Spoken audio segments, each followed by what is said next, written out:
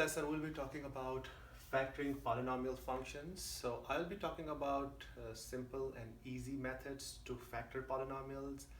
I like to classify them into 4 different types. So let us start with the first basic type. The first type, and I will start with an example for type 1. I like to call this as type 1.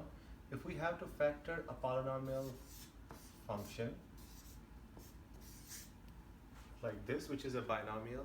So in order to factor any polynomial, the very first thing that we should always look for is the greatest common factor. So I always like to start with finding the greatest common factor.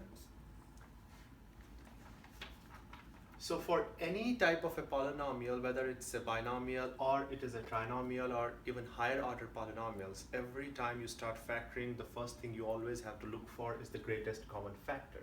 So let us look at this binomial right here. So if you compare both of these terms here, we can easily see that the greatest common factor, a number that divides both of these terms, is 3. So we write that 3 outside, and then we draw 2 parentheses. Now in the parentheses we have to fill in 2 quantities so that when you distribute that 3 back, you should get back to the original polynomial function.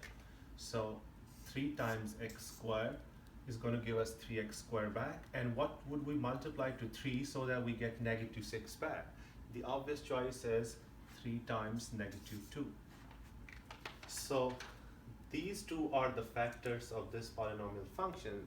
We should again go back to the basics and understand what does factoring actually mean. It simply means that given a polynomial or a number, you want to break it down into product of 2 or more.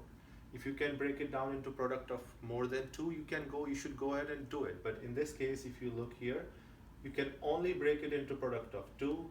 This, we may be able to factor it, but we don't really have to factor this, because you cannot really, this is not a perfect square. If this was a perfect square, then we would have used a different method to do it.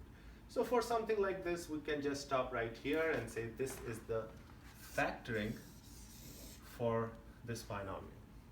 Moving on to the second type. So I like to call this as type 1. Moving on to type 2. So I like to illustrate type 2 with an example. So let's say we have x squared plus 5x plus 6. You can see the difference between the example 2 and example 1. The very obvious difference is that this has 3 terms, and this is called a trinomial because this has 3 terms. This was a binomial right here. So now we want to factor this trinomial. And there is a standard method to factor the trinomials. Please remember, I would still start with looking for the greatest common factor, because that is always the first step to start with. But if you look at all these 3 terms right here, you cannot find a greatest common factor except for 1. Well, 1 is not going to help us to write the factors. We want to write the factors, so we have to use a different method. So I like to call this type 2. There are more than one ways to actually write the factors of this, but I would like to share the easiest possible way. The easiest method is you start drawing 2 parentheses, assuming, of course we are assuming that it has 2 factors. So that is our assumption. So we start by drawing 2 different parentheses, and then we fill in the first parentheses with an x and the second parentheses with an x as well, because x times x gives us x squared back. So this makes sense here to fill these 2 with x and x. Then to fill in the other part of the parentheses, we work with this constant number, in this case which is 6. So this method works for any type of trinomial where the leading coefficient, if there is 1, an invisible 1 in front of x squared. When there is a different number in front of x squared, that I like to call that as type 4, and we'll talk about that later. But this is the simpler type when the leading coefficient is an invisible 1, which it's not written here, but there is that invisible 1 right here. So what do we do in that case? We start by drawing the parentheses, filling in those x's here, and then we work with this constant 6. We try to come up with 2 factors of this number 6, the constant, not any two factors. We want two factors of this number 6 that add up to the middle term, that add up to this 5.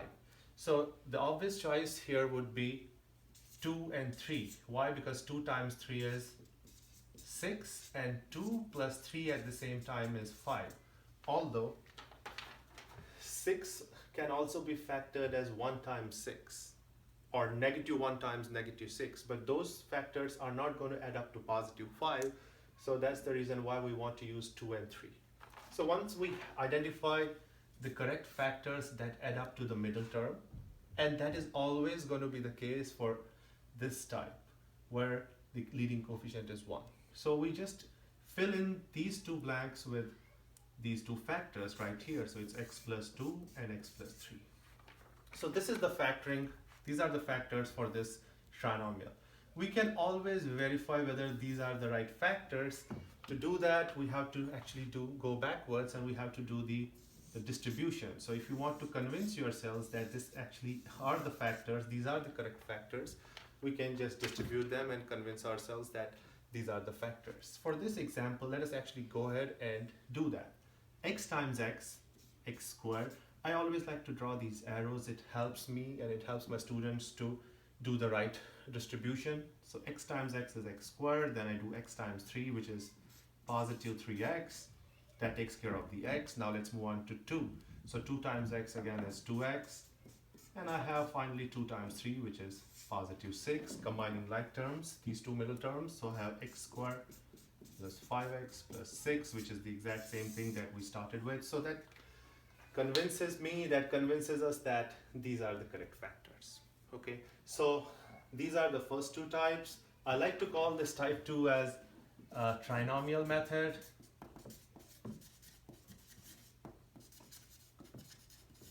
When the leading coefficient is 1. So I would also like to discuss the other two methods when the leading coefficient is different than 1 and also when we have more than 3 terms.